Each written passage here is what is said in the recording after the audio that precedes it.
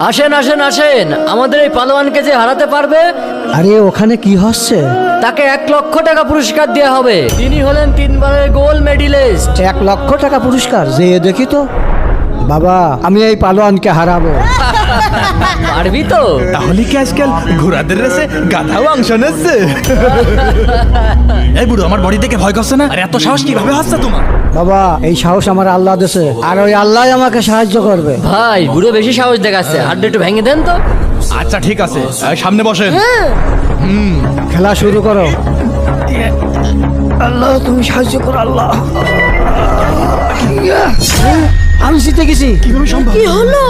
তোর গায়ে কি শক্তি? আমি জিতে গেছি, দাও আমার টাকা দাও। বল এখন টাকা কোনে পাবো?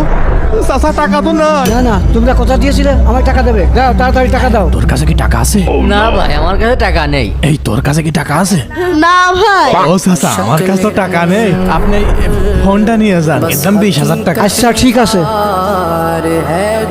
কি ব্যাপার ভাই, আপনি বুড়োর কাছে হেরে গেলেন, কারণ কি?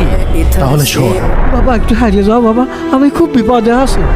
বাড়িতে আমার নাতি ছেলে খুব অসুস্থ। দাদু, আমার ভাত লাগবে না, তুমি আগে আমার ওষুধের ব্যবস্থা করো।